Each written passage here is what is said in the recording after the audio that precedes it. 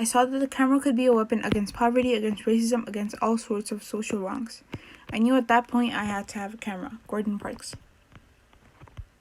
Parks' full name is Gordon Roger Alexander Buchanan Parks, and he was born on November 30th, 1912 in Fort Scott, Kansas, United States, which was surrounded by racial segregation and poverty at the time.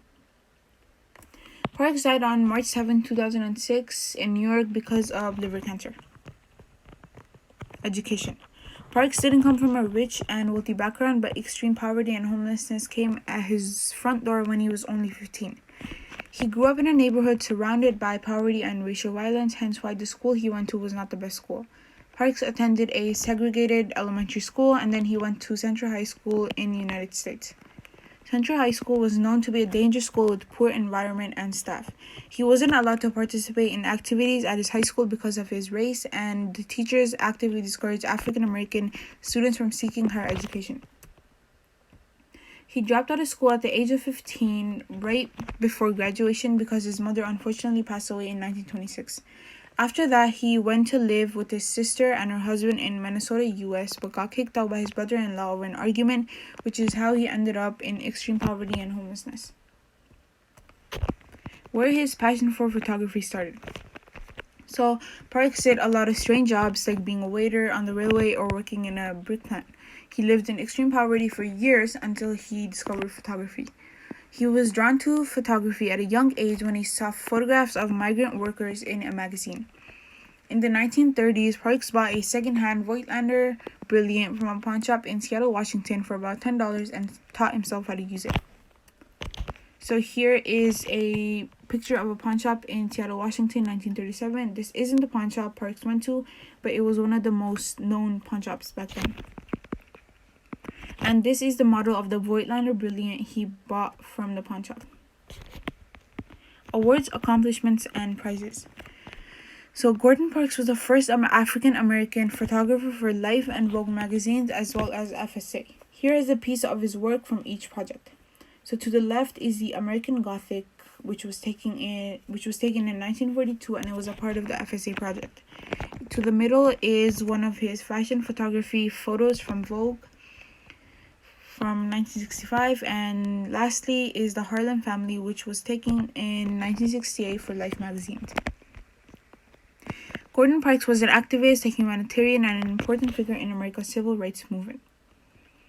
Parks was a self-taught artist, poet, writer, photographer, musician, filmmaker, director, and screenwriter, which is a huge accomplishment. He received awards for photography, filmmaking, and humanitarian. Parks received the NAACP's biggest/most valued awards, like the Spingarn Medal, which is given to the man or woman of African descent and American citizenship who shall have made the highest achievement during the preceding year or years in any honorable field of human endeavor. And he also received the Governor's Medal of Merit. Parks received the National Medal of Arts, which is given by the U.S. government to deserving and the best artists, who are known to be the American honor. He also received the Anisfield Book Award for Lifetime Achievement, which is given to writers whose books have made important contributions to our understanding of racism and human diversity. To honor Parks and all of the things he has done, there is also a high school named after him in Minnesota, which is called the St. Paul's Gordon Parks High School. Gordon Parks has done a lot and accomplished a lot for the Black community as well, since he was a core figure in America's civil rights movement and exposed the racism behind America's culture to the world through his photography, written work, and films. So to the top left is a photo of Gordon Parks receiving the National Medal of Arts 1988, and to the top right is selected works for the Anisfield Book Award. So The Learning Tree, which was published in 1963, A Choice of Weapons, which was published in 1966, and The Smile in Autumn, which was published in 1979.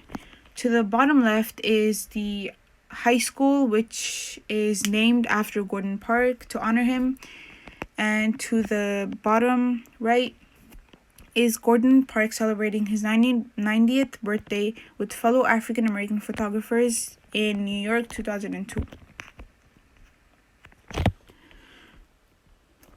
was also the first African American to produce and direct two major motion picture and Hollywood movies. So the first one was Shaft, which was released in 1971, and The Learning Tree, which was released in 1969. Both were based on the novels he wrote.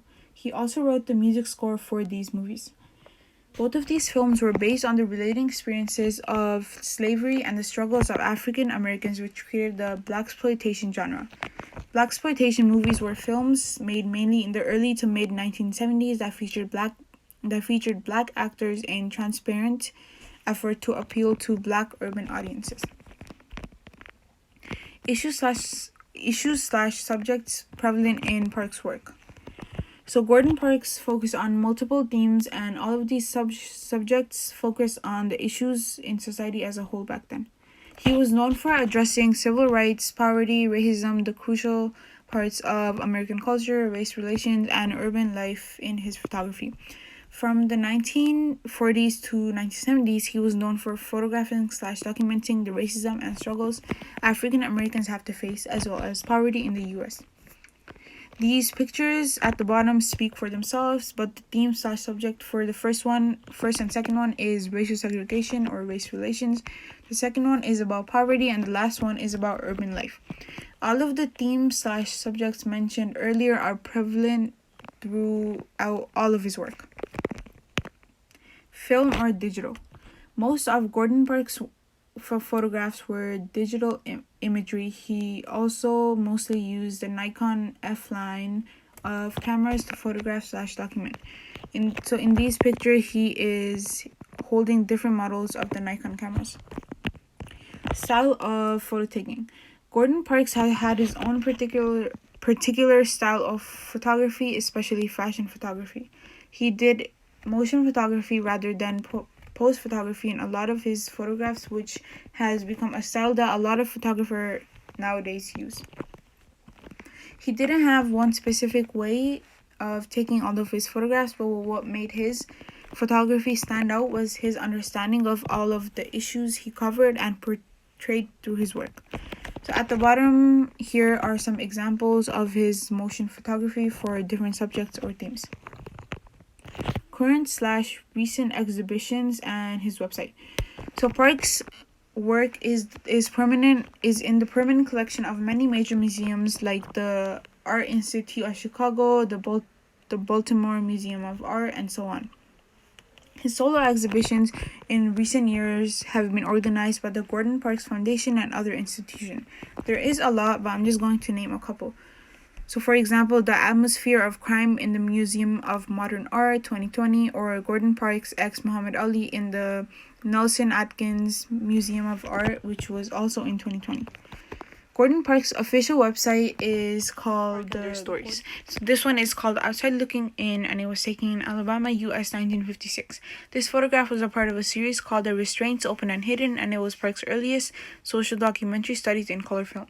Life magazines published 26 color photos by Parks for this project. He wanted to expose the racial segregation in America by showing the Thornton family and their experiences as African Americans in America. The photo shows 6 African American children staring at white children through a fence, having fun at a luxurious park that they cannot be a part of because of racial discrimination. Flavio da Silva. This was taken in Brazil in 1961. This was a Life magazine project. Parks went to Brazil in 1960 to document / photograph Latin Americans living in extreme poverty.